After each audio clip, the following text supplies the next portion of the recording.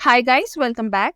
तो आज के इस वीडियो में हम डिस्कस करेंगे business economic MCQs for chapter 7 unit 3, that is the process of budget making, sources of revenue expenditure management and management of public debt. तो चलिए स्टार्ट करते हैं। Question number 1, the difference between the budget deficit of a government and its debt service payment is A. Fiscal deficit, B. Budget deficit, C. Primary deficit या फिर D. None of the above. देखिए the answer is C. Primary deficit. देखिए budget deficit क्या होता है? अगर government की expenditure is greater than it's revenue तो तब हम कहते हैं कि बजट डेफिसिट है, राइट। और बजट डेफिसिट के अंतर्गत आपका रेवेन्यू डेफिसिट आता है एंड फिस्कल डेफिसिट भी आता है, right.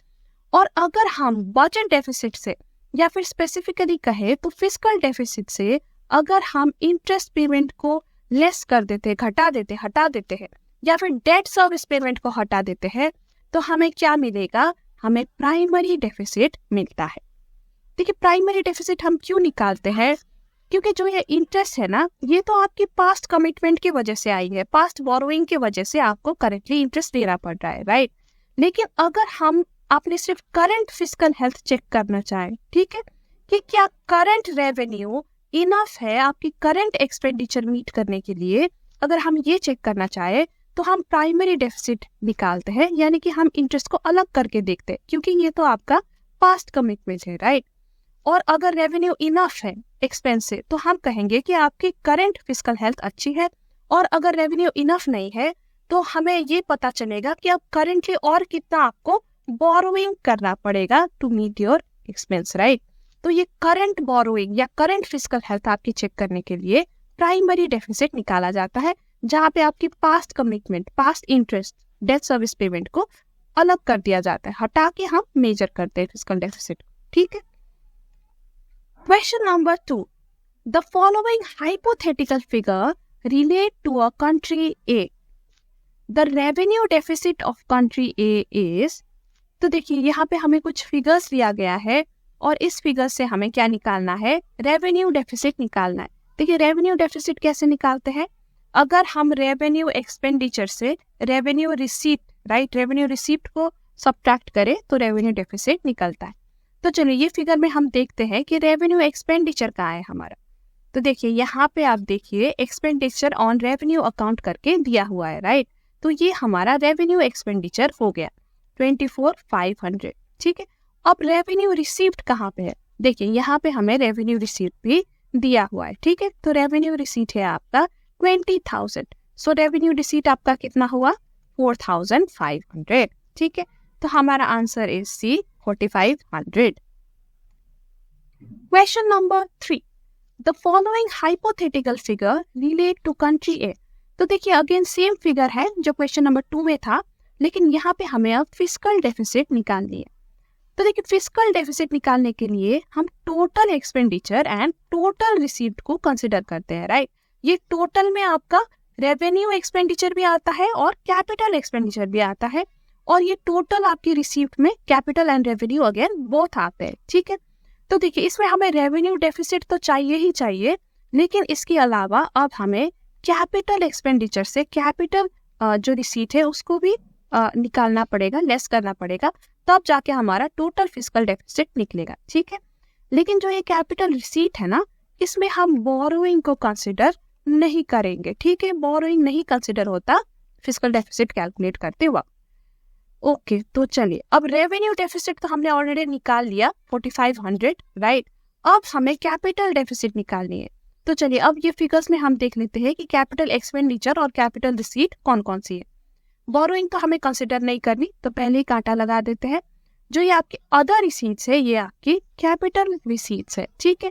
Expenditure on revenue account ये आपका रेवेन्यू एक्सपेंडिचर था, राइट, ऑलरेडी हमने कंसिडर कर लिया रेवेन्यू डेफिसिट निकालने के लिए।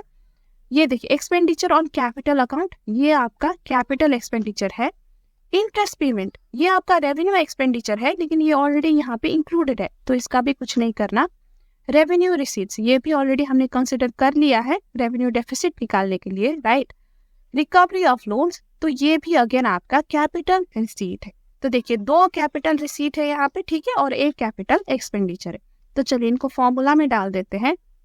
Capital expenditure is 26,000 minus capital receipt आपका 5,000, ठीक है, और माइनस दूसरा कैपिटल रिसीट आपका कितना है, सॉरी 1,500 है, राइट। सो ये आपका हो गया।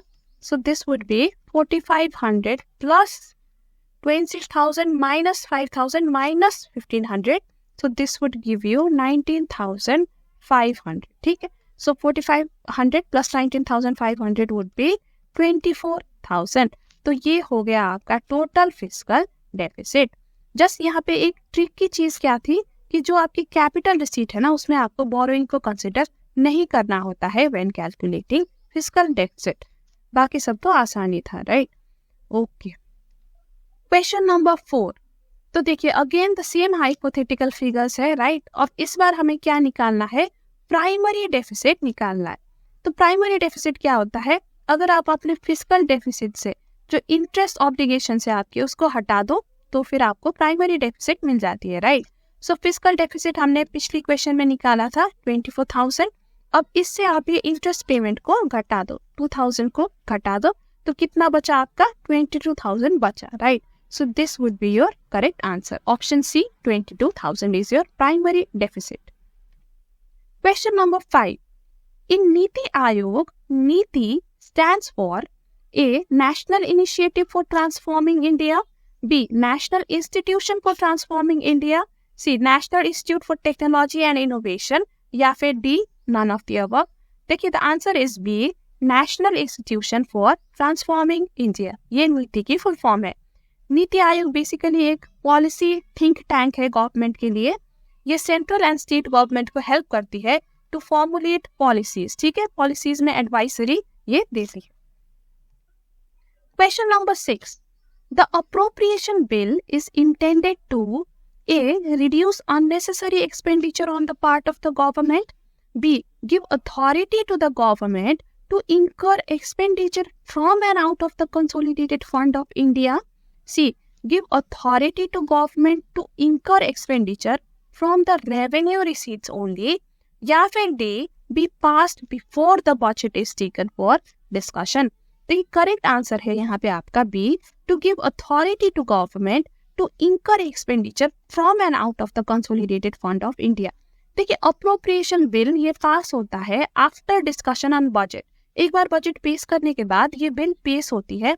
ये बिल में बेसिकली लिखा होता है कि किस सेक्टर, किस डिपार्टमेंट को कितना बजट अलोकेट हुआ है, अप्रोप्रिएट हुआ है, ठीक है, और वो बजट वो किस पर्पस के लिए यूज कर सकते हैं। तो ये बिल दोनों अपर एंड लोअर हाउस को पास करना होता है, और एक बार ये बिल पास हो गया तो फिर रिस्पेक्टिव डिपार्टमेंट जितना इस बिल में लिखा है उतना खर्चा कर सकते हैं, ठीक है, उतना एक्सपेंडिचर कर सकते हैं from the consolidated fund of India. Question number 7. Public debt management aims at A. An efficient budgetary policy to avail of domestic debt facilities, B. Raising loan from international agencies at lower rate of interest, C. Raising the required amount of funding at desired risk and cost level, या फिर D. Management of public expenditure to reduce public debt. तो ये public debt क्या होता है, जब government public से पैसा उठाती है, डेट उठाती है, तो उसे हम पब्लिक डेट कहते हैं, राइट। और गवर्नमेंट टाइम में ये डेट उठाती है अपनी एक्सपेंडिचर मैनेज करने के लिए। अब जब वो डेट उठाती है तो उन्हें कई सारी चीजों का ख्याल रखना पड़ता है, राइट, कि डेट किस तरीके से उठाए, कितना डेट उठाए, इंटरेस्ट रेट क्या रखे, मैच्योरिटी कब रखे। तो उनको अपना रिस्क एंड कॉस्ट को मद्देनजर रखते हुए ये सब चीजें डिसाइड करनी होती है। तो इसी को हम डेट मैनेजमेंट कहते हैं। So correct option would be C, raising the required amount of funding at the desired risk and cost levels. Question number 8. The railway budget is A. Part of the general budget but is presented by the railway minister, B. Part of the general budget from the budget for the financial year 17-18, part of the general budget from the budget for the financial year 21-22, D. Part of the general budget but presented on the next day by of the general budget. देखिए correct answer है यहाँ पे option B. Railway budget जो है ना, पहले ये अलग हुआ करता था, जनरल बजट से अलग होता था, और जनरल बजट के 2-3 दिन पहले ही ये पेश किया जाता था बाय द रेलवे मिनिस्टर। लेकिन 2017-18 से ये अमेंड हुआ ये चीज, और अब रेलवे बजट जो है इसको पार्ट ऑफ जनरल बजट ही माना जाता है और जनरल बजट के साथ ही इसको पेश किया जाता है by the finance minister only. Okay, so correct option would be B. ये कब स्टार्ट हुआ? When did it become a part of the general budget? From the financial year 17-18. Question number 9. Outcome budgeting A shares information about the money allocated for various purposes in a budget, establishes a direct link between budgetary allocation and performance target measured through output and outcome indicators. C establishes a direct link between budgetary performance targets and public account disbursals. या फिर D shares information about public policies and programmes under the budget. देखिए correct answer है B, establishes a direct link between budgetary allocation and performance targets measured through output and outcome indicators। देखिए outcome budgeting basically एक report card की तरह आप मान लो। अब budgeting के टाइम में आपने डिफरेंट डिपार्टमेंट्स को different amount of money allocate किया, राइट, कि इतना आप खर्च करो। अब आउटकम बजटिंग के दौरान आप उनकी परफॉर्मेंस रिपोर्ट मांग रहे हो कि ठीक है उतना खर्च करके आपने कितना परफॉर्मेंस अचीव किया, टारगेट क्या था, क्या टारगेट के हिसाब से परफॉर्मेंस अचीव हो रही कि नहीं। ठीक है, आप फिर उनसे आउटपुट मांगते हो। ठीक है, तो क्या आउटपुट निकला वो खर्च करने का। फॉर इंस्टेंस अगर एजुकेशन डिपार्टमेंट को आपने पैसा दिया है तो ठीक है वो पैसा खर्च करके उन्होंने एजुकेशन में क्या इंप्रूवमेंट लेके आए। ठीक है, अगर हेल्थ केयर डिपार्टमेंट को दिया है तो हेल्थ केयर में क्या इंप्रूवमेंट आया, क्या आउटकम हुआ वो पैसा खर्च करने का। अगर क्राइम को रोकने के लिए आपने पैसा दिया है तो कितनी परसेंटेज से क्राइम रुकी गई। ठीक है, तो ये सब आप आउटकम अगर आप ढूंढने लग जाते हो तो वो होता है outcome budgeting. Question number 10. Corporate tax A is collected by the union government and can be capital receipt or revenue receipt. B may be collected by respective states and fall under revenue receipts. C may be collected by the center or the states and fall under revenue receipts. या फिर D is collected by union government and is a revenue receipt. देखिए corporate tax usually union government ही collect करती है, ठीक है, और ये एक रेवेन्यू रिसीट है। देखिए कैपिटल रिसीट ना हम सिर्फ उन रिसीट को कहते हैं जो गवर्नमेंट के लिए एक लायबिलिटी या फिर एक ऑब्लिगेशन क्रिएट करती है या फिर गवर्नमेंट की एसेट को डिक्रीज करती है। अब देखिए कॉर्पोरेट टैक्स जब गवर्नमेंट कलेक्ट करती है तो क्या उन पे कोई लायबिलिटी आती है कि फ्यूचर में इसको पे बैक करना पड़ेगा? नहीं, ऐसी कोई लायबिलिटी नहीं आती, राइट, और ना ही उनकी कोई एसेट कम हो रही है। तो इसलिए कॉर्पोरेट टैक्स एक रेवेन्यू रिसीट्स कहलाता है और ये यूनियन गवर्नमेंट कलेक्ट करती है। सो correct option would B D. Question number 11. Government borrowings from foreign government and institutions is a capital receipt, revenue receipt, accounts for fiscal deficit या any of the above depending on the purpose of borrowing। देखिए जब government बोरो करती है तो government के पास एक obligation, एक liability create हो जाती है, राइट, क्योंकि फ्यूचर में उनको ये बोरोइंग हुआ वापस देना पड़ेगा। तो ऐसे रिसीट्स जो गवर्नमेंट के लिए एक लायबिलिटी क्रिएट करती है या ऑब्लिगेशन क्रिएट करती है उसको हम कैपिटल रिसीट्स कहते हैं। So government borrowing from foreign governments would be a capital receipt. Okay, question number 12. The following table relates to the revenue and expenditure figure of a hypothetical economy. तो यहाँ पे कुछ revenue and expenditure दिया गया है, right? और हमें अब देखना है कि इनमें से capital receipts कौन सा है। देखिए जैसा कि हमने अभी कहा capital receipts वो receipts होते हैं जो गवर्नमेंट के लिए या तो लायबिलिटी क्रिएट करती है, राइट, या फिर गवर्नमेंट की एसेट्स को रिड्यूस करती है। तो चलिए अब एक एक करके हम सारे देख लेते हैं कि ये कैपिटल रिसीट है कि नहीं। फर्स्ट ये देखिए रिकवरी ऑफ लोन्स। देखिए अगर गवर्नमेंट ने लोन दिया होगा किसी को तो ये गवर्नमेंट के लिए एसेट होगा, राइट, क्योंकि ये बाद में लोन रिकवरी करेंगे। तो देखिए अभी ये रिकवरी कर रहे हैं तो इनकी जो एसेट है ये कम हो रही है, तो ये एक कैपिटल रिसीट है, ठीक है। सैलरीज ऑफ गवर्नमेंट सर्वेंट्स, ये तो गवर्नमेंट की रेवेन्यू एक्सपेंडिचर है जो ये नॉर्मल डे टू डे इनका एक्सपेंडिचर हो गया, राइट। अगेन कैपिटल एक्सपेंडिचर, ये एक्सपेंडिचर है, कैपिटल रिसीट नहीं है। इंटरेस्ट पेमेंट, अगेन ये भी एक रेवेन्यू एक्सपेंडिचर है जो normal day to day course में उनको करना पड़ता है। पेमेंट टुवर्ड्स सब्सिडीज, ये भी एक रेवेन्यू एक्सपेंडिचर है, ठीक है। अब अदर रिसीट्स, देखिए मेनली फ्रॉम डिसइन्वेस्टमेंट, देखिए गवर्नमेंट ने कहीं इन्वेस्ट कर रखा होगा पहले, तो वो उनका एसेट हो जाता है, राइट। अब वो डिसइन्वेस्टमेंट कर रहे हैं, यानी कि इन्वेस्टमेंट को सेल कर रहे हैं, ठीक है। तो अगेन यहाँ पे उनकी एसेट कम हो रही है, ठीक है। तो अगर एसेट कम हो रही है तो ये उनका कैपिटल रिसीट हो जाता है। जी कह रहा है टैक्स रेवेन्यू, देखिए टैक्स रेवेन्यू जो है ये रेवेन्यू रिसीट है, क्योंकि टैक्स रेवेन्यू कोई लाइबिलिटी नहीं क्रिएट करता, राइट। ये गवर्नमेंट को पे बैक नहीं करना फ्यूचर में, तो ये एक रेवेन्यू रिसीट है, not capital receipt, okay. Non tax revenue, ये भी एक रेवेन्यू रिसीट है, क्योंकि ये भी कोई लाइबिलिटी नहीं क्रिएट कर रहा गवर्नमेंट के लिए। अब देखिए बोरोइंग एंड अदर लाइबिलिटीज, ये एक कैपिटल रिसीट है, क्योंकि यहाँ पे गवर्नमेंट के लिए लाइबिलिटी क्रिएट हो रही है। अगर बोरो करेंगे तो फ्यूचर में वापस देना पड़ेगा, तो ये एक ऑब्लिगेशन या फिर लाइबिलिटी क्रिएट कर रही है। So this is also capital receipt. और state share in tax revenue, again ये स्टेट के लिए रेवेन्यू रिसीट है, ठीक है, तो ये भी कैपिटल रिसीट नहीं होगा। तो देखिए ये क्वेश्चन में हमने 3 कैपिटल रिसीट आइडेंटिफाई करा, राइट। पहले आपका रिकवरी ऑफ लोन 5.1 प्लस आपका other receipts from disinvestment 11.6 plus आपका बोरोइंग एंड अदर लायबिलिटीज। तो आप ये तीनों को ऐड कर दो, so your answer would be 23.5। So total capital receipt is 23.5। Okay, question number 13। तो देखिए अगेन सेम फिगर्स है, ठीक है। अब ये क्वेश्चन में हमें रेवेन्यू डेफिसिट निकालना है, और रेवेन्यू डेफिसिट तो आपको पता है it is revenue expenditure minus revenue receipt, right. तो चलिए अब ये फिगर से हमें revenue expenditure and revenue receipt निकालना है। तो अगेन एक एक करके देख लेते हैं। देखिए ये तो आपका कैपिटल रिसीट था, राइट, हमने पिछली वीडियो में निकाला था, पिछले क्वेश्चन में। सैलरीज ऑफ गवर्नमेंट, ये आपका रेवेन्यू एक्सपेंडिचर है, ठीक है, तो इसको यहाँ पे लिख लेते हैं प्लस। अब ये कैपिटल एक्सपेंडिचर हो ही गया, ठीक है। इंटरेस्ट पेमेंट, अगेन ये भी आपका रेवेन्यू एक्सपेंडिचर है, ठीक है।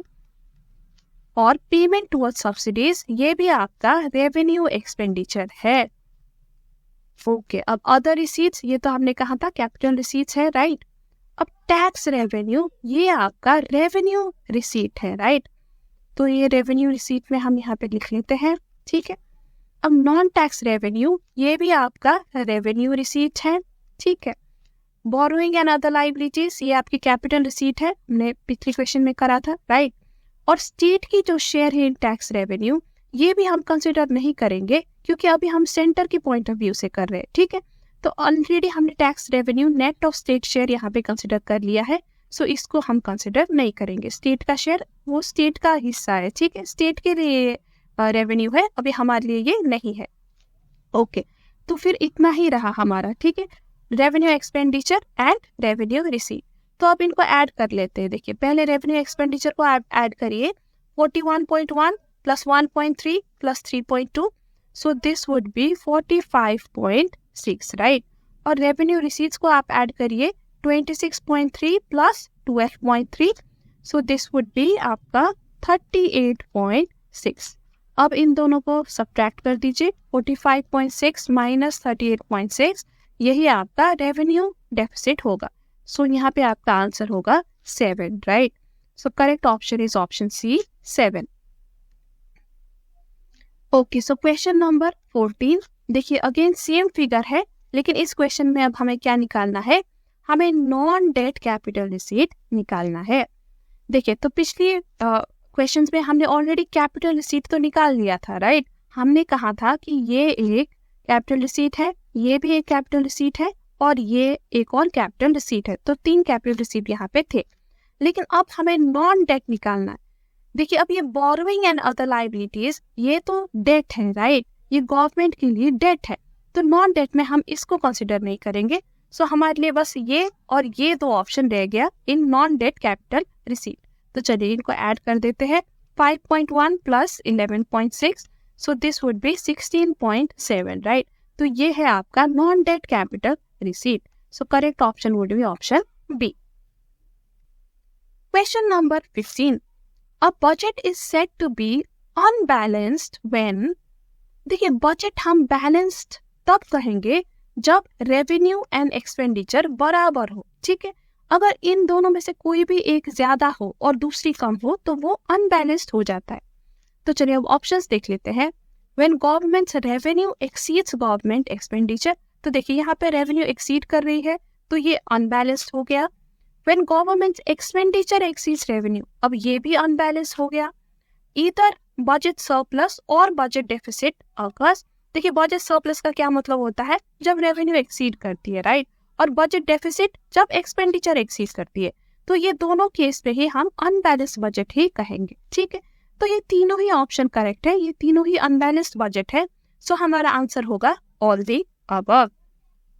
Question number 16. Fiscal deficit refers to A. The excess of government's revenue expenditure over revenue receipts. देखिए revenue expenditure over revenue receipts, ये तो रेवेन्यू डेफिसिट हो गया, नॉट फिस्कल डेफिसिट, राइट। तो ये इनकरेक्ट ऑप्शन है। Option B, the excess of total expenditure over total receipts excluding borrowings. So yes, this is fiscal deficit, right. फिस्कल में हम total expenditure and total receipts consider करते हैं। Total में revenue and capital दोनों आता है, राइट, लेकिन हम यहाँ पे बोरोइंग्स को एक्सक्लूड करते हैं। So this would be the correct option. देखिए ऑप्शन सी कह रहा है primary deficit minus interest payment, ये भी गलत है और नन ऑफ दीज भी गलत है। तो correct option is B. Question number 17. Budget of the government generally impacts A.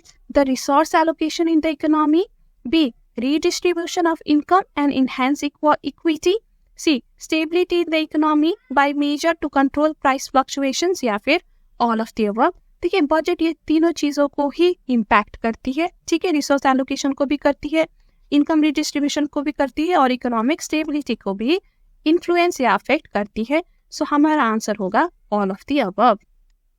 Question number 18. Which of the following is a statement submitted along with the budget as a requirement of FRBM Act? A. Annual financial statement, B. Macroeconomic framework statement, C. Medium term fiscal policy cum fiscal policy strategy statement, या फिर D. B and C above। देखिए हमारा answer है D, B and C above।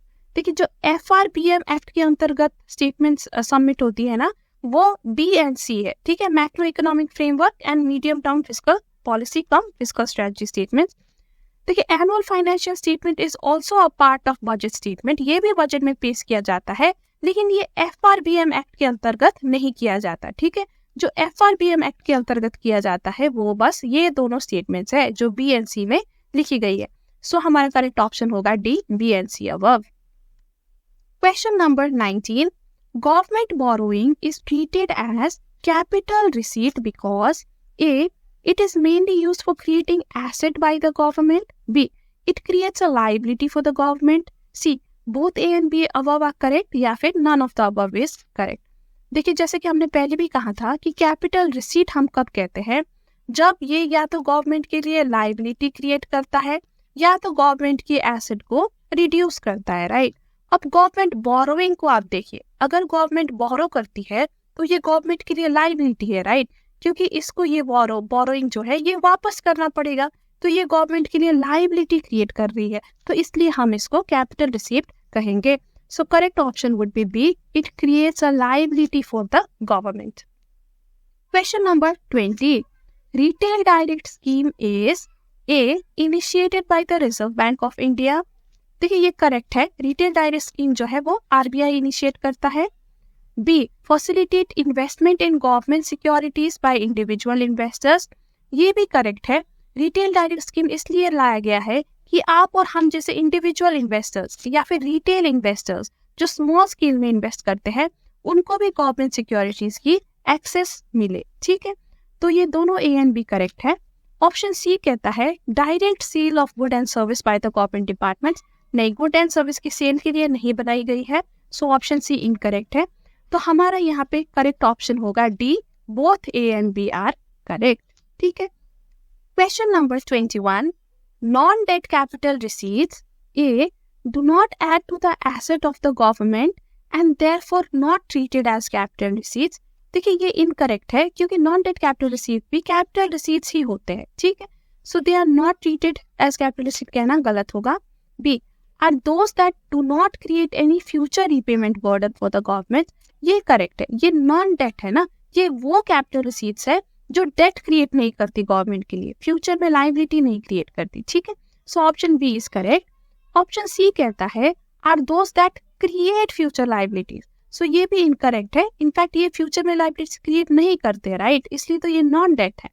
D कहता है facilitate capital investment at low cost, तो ये भी इनकरेक्ट है। Correct option is B are those that do not create any future repayment burden to the government. Question number 22, which of the following is a capital receipt. तो again आपको देखना है कि या तो लाइबिलिटी क्रिएट हो रही हो या तो एसेट कम हो रही हो, ठीक है। तो चलिए ऑप्शंस देखते हैं। लाइसेंस फी रिसीव्ड, देखिए जब गवर्नमेंट लाइसेंस फी रिसीव करता है तो क्या उसकी यहाँ पे कोई लाइबिलिटी अराइज हो रही है, फ्यूचर में इसे पे बैक करना पड़ेगा, नहीं ना, और ना ही यहाँ पे उसके कोई एसेट कम हो रही है, तो ये कैपिटल रिसीट नहीं है, ये रेवेन्यू रिसीट है, ठीक है।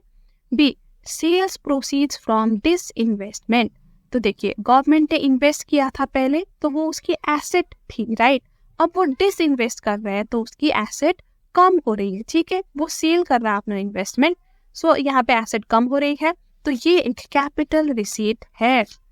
Option C assistance from Japan for COVID vaccine, देखिए जापान ने ग्रांट दिया है, असिस्टेंस दिया है जो आपको पे बैक नहीं करना, राइट, लोन नहीं दिया है, यहाँ पे फ्री में आपको ग्रांट दिया हुआ है, तो अगेन ये भी आपको लाइबिलिटी नहीं क्रिएट करता, तो ये भी कैपिटल रिसीट नहीं है। And dividend from public sector enterprise, देखिए गवर्नमेंट ने कोई इंटरप्राइज में इन्वेस्ट किया है तो उसको रिटर्न मिल रहा है, तो देखिए ये भी कोई लाइबिलिटी नहीं क्रिएट कर रहा है, डिविडेंड आपको वापस नहीं देना, और ना ये एसेट को कम कर रहा है, जो इन्वेस्टमेंट है वो तो इंटैक्ट है, लेकिन डिविडेंड आपको एक्स्ट्रा इनकम मिल रहा है फ्रॉम दैट इन्वेस्टमेंट, राइट, तो यहाँ पे एसेट भी आपकी कम नहीं हो रही, तो ये भी कैपिटल रिसीट नहीं है। So option B would be the correct option. Question number 23, grant given by central government to state government is, देखिए अब ये क्वेश्चन में ना आपके लिए रेवेन्यू एक्सपेंडिचर क्या है और कैपिटल एक्सपेंडिचर क्या है ये जानना जरूरी होता है। देखिए रेवेन्यू एक्सपेंडिचर वो एक्सपेंडिचर होते हैं जो आपके लिए ना तो कोई एसेट क्रिएट करते हैं ना आपकी लाइबिलिटी को रिड्यूस करते हैं, लेकिन अगर आपकी खर्च करने पे एसेट क्रिएट हो रही है, ठीक है, या आपकी लाइबिलिटी रिड्यूस हो रही है तो उसे हम कैपिटल एक्सपेंडिचर कहते हैं। अब देखिए अगर सेंट्रल गवर्नमेंट ग्रांट दे रहा है स्टेट गवर्नमेंट को तो वो कोई एसेट तो यहाँ पे क्रिएट नहीं कर रहा, ना सेंट्रल गवर्नमेंट की कोई लाइबिलिटी कम हो रही है, राइट, तो ये एक रेवेन्यू एक्सपेंडिचर है।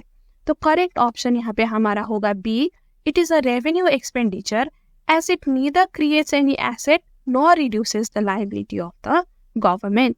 देखिए ऑप्शन ए में भी रेवेन्यू एक्सपेंडिचर बोला गया है, लेकिन ये कहता है कि it is meant to meet current expenditure of the state, इसलिए इसको रेवेन्यू एक्सपेंडिचर कहेंगे, तो ये डेफिनेशन रेवेन्यू एक्सपेंडिचर का थोड़ा गलत हो जाता है, ठीक है। तो just because it is given to meet current expenditure does not make it a revenue expenditure. Option C कहता है it is a capital expenditure क्योंकि ये कैपिटल बेस इंक्रीज कर रहा है, तो ये भी गलत है, यहाँ पे कोई कैपिटल बेस इंक्रीज नहीं हो रहा, ठीक है। एंड ऑप्शन डी कह रहा है it is a grant so does not come under revenue expenditure, ये भी गलत है, ग्रांट रेवेन्यू एक्सपेंडिचर के अंतर्गत भी आता है।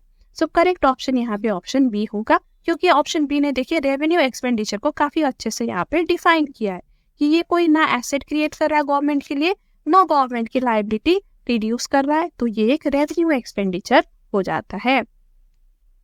Question number 24, short term credit from the Reserve bank to state government to bridge temporary mismatch in cash flow is known as RBI credit to state, commercial credit of RBI, ways and means advances या short term facility। देखिए इसको हम ways and means advances कहते हैं। ये एक short term credit facility होती है जो RBI देती है स्टेट गवर्नमेंट को, टिपिकली ये 3 months के लिए उनको लोन प्रोवाइड करती है, ठीक है, वेरी शॉर्ट ड्यूरेशन के लिए, ताकि उनकी जो कैश फ्लो में मिसमैच हो, कभी कभार जो कैश इन हैंड है वो खत्म हो जाता है ना, तो उस प्रॉब्लम से बाहर निकलने के लिए वेज एंड मीन्स एडवांसेस दिया जाता है। एक शॉर्ट टर्म लोन की तरह आप इसे मान सकते हो। अगर आप ऐसे ही एमसीक्यूज प्रैक्टिस करना चाहते हो तो आप हमारे मॉक टेस्ट भी अटेम्प्ट कर सकते हो। हमने एक बंडल निकाला है मॉक टेस्ट का, जहाँ पे आपको 2 सेट्स ऑफ मॉक टेस्ट मिलेगा, जो आप घर बैठे बैठे अपने लैपटॉप में या फोन के थ्रू प्रैक्टिस कर सकते हो। देखिए, ईच सेट में आपको 100 क्वेश्चन मिलेगा, ठीक है, जो आपकी इंस्टीट्यूट की न्यू सिलेबस है, जिसमें ईच चैप्टर की वेटेज जो दी गई है, तो उसी हिसाब से हमने क्वेश्चंस बनाया है। क्वेश्चंस काफी चैलेंजिंग है, आपको करने में मजा भी आएगा, और हर टेस्ट के एंड में आपको आपका स्कोर भी दिख जाएगा, तो इससे आपको अपनी प्रिपेयर्डनेस लेवल भी पता चलेगी। स्कोर देखने के बाद आप टेस्ट को रिव्यू कर सकते हो, कौन से क्वेश्चन आपने राइट किया, कौन सा रॉन्ग किया, ये सब देख सकते हो। हर क्वेश्चन के पीछे आपको एक्सप्लेनेशन भी मिलेगा, वो भी आप पढ़ सकते हो और अपने डाउट क्लियर कर सकते हो। और ये बंडल आपको अवेलेबल है सिर्फ 120 रुपीज में। बहुत ही नॉमिनल प्राइस हमने रखा है ताकि सब अफोर्ड कर पाए, और इसकी 180 डेज की वैलिडिटी है, यानी कि 180 डेज में आप कभी भी टेस्ट ले सकते हो, और टेस्ट लेने के बाद आप बार बार रिवाइज भी कर सकते हो। 180 डेज के अंदर आप कभी भी लॉग इन करो, रिवाइज करो, देखो आपने कहाँ पे पहले रॉन्ग किया था, सारे एक्सप्लेनेशन पढ़ो, तो ये सब आप कर सकते हो। ठीक है, टेस्ट का लिंक जो है आपको डिस्क्रिप्शन में मिल जाएगा। और आपको कोई भी क्वेरी हो टेस्ट के रिलेटेड या ऐसे भी कोई क्वेरी हो, तो आप मेरे ईमेल आईडी में मुझे कांटेक्ट कर सकते हो, या फिर आप हमारे टेलीग्राम चैनल भी ज्वाइन कर सकते हो। इसका लिंक भी आपको डिस्क्रिप्शन में मिल जाएगा। So with this we have come to the end of the video. I hope आपको सारे एमसीक्यूज समझ आ गए होंगे। अगर अभी भी आप कंफ्यूज्ड है तो आप कमेंट में भी पूछ सकते हैं, I will try to answer in the comment. और अगर आपको ये वीडियो हेल्पफुल लगी हो तो लाइक करिएगा, फ्रेंड्स के साथ भी शेयर करिएगा, और चैनल को सब्सक्राइब करिएगा, क्योंकि we will be back with another video soon. तो तब तक के लिए bye bye and take care.